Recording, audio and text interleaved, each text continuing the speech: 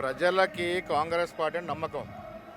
6 గ్యారంటీలు అనేవి మా అధినాయకురాలు సోనియా గాంధీ గారు ప్రకటించినారు. సోనియా గాంధీ గారి పేరంటేనే నమ్మకం. తెలంగాణ ఇస్తా అంటే ఇచ్చిన తల్లి.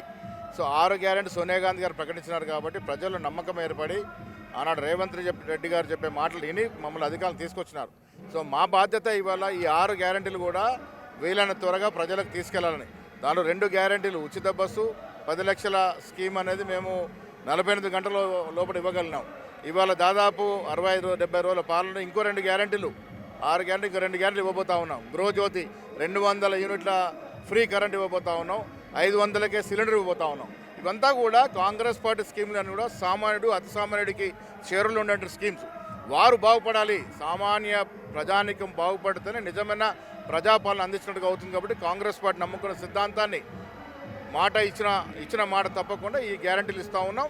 ఇంకా మిగతా గ్యారంటీలు వీళ్ళని త్వరలో ఎన్ని స్థానాలను కాంగ్రెస్ పార్టీ కైవసం చేసుకోబోతా ఉంది, దేశంలో ఏ విధంగా ఉండబోతా ఉంది కాంగ్రెస్ పార్టీ? ఇప్పుడున్నటువంటి అంచనాలు మాకు సమాచారం ప్రకారం దాదాపు 15 సీట్లు గెలిచిన ఆశ్చర్యం లేదు. అలాంటి వాతావరణం కనబడుతోంది.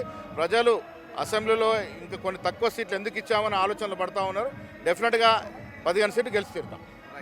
మనం చూసినట్లయితే ఇటీవల జరిగినటువంటి అసెంబ్లీ ఎన్నికల్లో అయితే రాష్ట్ర ప్రజలు అత్యధిక మెజారిటీ అంటే కావాల్సినటువంటి ఫిగర్కి సరిపడా అయితే సీట్లను ఇచ్చిన నేపథ్యంలో కొన్ని స్థానాలలో ఓటమి పాలన నేపథ్యంలో ప్రజలు కూడా దానికి సంబంధించి ఆలోచన చేస్తూ ఉన్నారు. తిరిగి కాంగ్రెస్ పార్టీకి రానున్న పార్లమెంట్ ఎన్నికల్లో పూర్తి స్థాయిలో సీట్లను కేటాయించే విధంగా ఓట్లు వేసి గెలిపించాలనేటువంటి ఒక యోచనతో ఉన్నట్టయితే మనతో బొమ్మ మహేష్ కుమార్ గౌడ్ అంటున్నారు.